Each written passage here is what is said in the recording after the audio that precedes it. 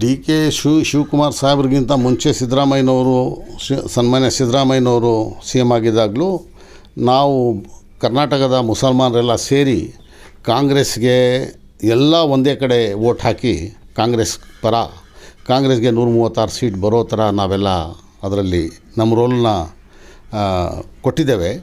ಅದರಂತೆ ನಮ್ಮ ಸಿದ್ದರಾಮಯ್ಯನವರು ಮುಸಲ್ಮಾನರಿಗೆ ನ್ಯಾಯ ದೊರಕಿಸ್ಕೊಡೋದ್ರಲ್ಲಿ ಭಾಳಷ್ಟು ಮುಂದೆ ಇದ್ದರು.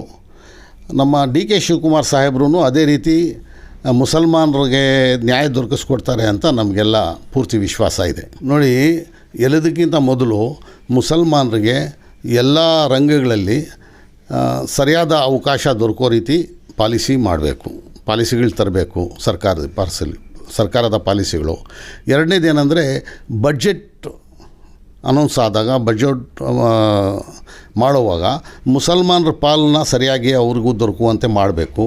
ಮೂರನೇದು, ಮುಸಲ್ಮಾನರ ಏರಿಯಾಗಳಲ್ಲಿ ಆಸ್ಪತ್ರೆ, ಒಂದು ಕಾಲೇಜು ಅಥವಾ ಪ್ರೈಮರಿ ಸ್ಕೂಲು, ಹೈಸ್ಕೂಲು ಇದೆಲ್ಲ ಇದೆಯಾ, ಎಲ್ಲೆಲ್ಲಿಲ್ವೋ ಅದೆಲ್ಲ ಬರುವಂತೆ ಪಾಲಿಸಿಗಳು ತರಬೇಕು.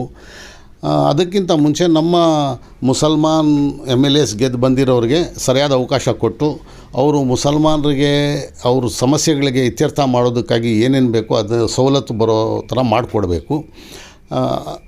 ಈಗ ಕ್ಯಾಬಿನೆಟಲ್ಲಿ ಕಡಿಮೆ ಅಂದರೆ 4 ರಿಂದ 5 ನಮ್ಮ ಕ್ಯಾಬಿನೆಟ್ ಮಂತ್ರಿಗಳ ಸ್ಥಾನಮಾನ ಕೊಡಬೇಕು ಅಂತ ಮುಸಲ್ಮಾನರಿಗೆ ನಮ್ಮ ಬೇಡಿಕೆ. ನೋಡಿ, ಇದು ಮೊದಲನೇ ಹಂತ. ಎರಡನೇ ಹಂತದಲ್ಲಿ ಮುಸಲ್ಮಾನರಿಗೂ ಸರಿಯಾದ ಅವಕಾಶ ಕೊಡ್ತಾರೆ ಅಂತ ಪೂರ್ತಿ ನಂಬಿಕೆ ಇದೆ.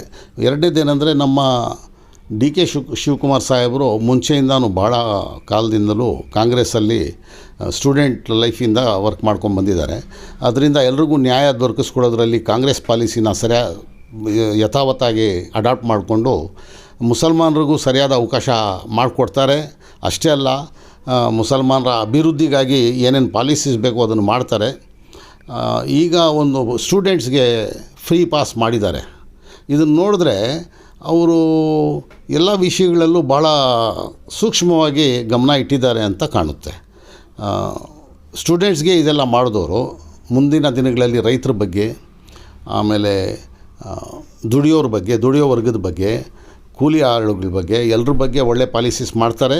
ಇದ್ರ ಜೊತೆಯಲ್ಲಿ ಬಹಳ ಹಿಂದುಳಿದ ವರ್ಗ, ಮೈನಾರಿಟೀಸ್ ಬಗ್ಗೆನೂ ಮುಸಲ್ಮಾನರ ಬಗ್ಗೆನೂ ಭಾಳ ಸರಿಯಾದ ರೀತಿಯಲ್ಲಿ ಪಾಲಿಸೀಸ್ ತರ್ತಾರೆ ಅಂತ ನಮಗೆಲ್ಲ ವಿಶ್ವಾಸ ಇದೆ. ನೋಡಿ, ನನಗೆ ತಿಳಿದ ಹಾಗೆ ಇದು ಮೊದಲನೇ ಹಂತ. ಎರಡನೇ ಹಂತದಲ್ಲಿ ನಮಗೆ ಕಡಿಮೆ ಅಂದರೆ ಇನ್ನೂ 4 ಮಿನಿಸ್ಟರ್ಸ್ಗೆ ಅವಕಾಶ ಸಿಗುತ್ತೆ. ಅದರಲ್ಲಿ ಜಮೀರ್ ಅಹಮದ್ ಖಾನ್ ಸಾಹೇಬ್ರಿಗೂ ಕೊಡ್ತಾರೆ ಅಂತ ನಮಗೆ ನಂಬಿಕೆ ಇದೆ.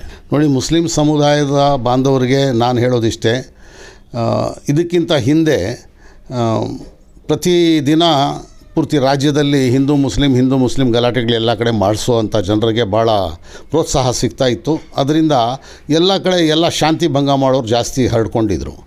ಈಗ ನಾವೆಲ್ಲ ಅದರಿಂದ ಬೇಸತ್ತು ಈ ಕಾಂಗ್ರೆಸ್ ಪರ ಎಲ್ಲ ಮುಸಲ್ಮಾನರು ಜೊತೆಗೂಡಿ ಯಾರೂ ಬೇರೆ ಪಕ್ಷಗಳ ಬಗ್ಗೆ ಗಮನ ಕೊಡದೆ ಎಲ್ಲರೂ ಸೇರಿ ಕಾಂಗ್ರೆಸ್ಗೆ ತಂದು ಒಂದು ಜಾತ್ಯತೀತ ಪಕ್ಷ ಇರಲಿ ಅಂತ ಹೇಳಿಬಿಟ್ಟು ಮುಂದಕ್ಕೆ ತಂದಿದ್ದೇವೆ.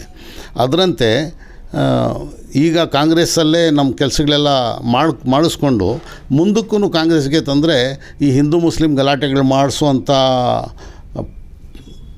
ಜನರಿಗೆ ಅಥವಾ ಸಂಸ್ಥೆಗಳಿಗೆ ಸಪೋರ್ಟ್ ಮಾಡುವಂಥ ಪಕ್ಷ ಸರ್ಕಾರ ಮಾಡೋದನ್ನು ತಪ್ಪಿಸೋದು ನಮ್ಮ ಕೈಯಲ್ಲಿದೆ. ಅದನ್ನು ಮಾಡಲೇಬೇಕು ಅಂತ ನಾನು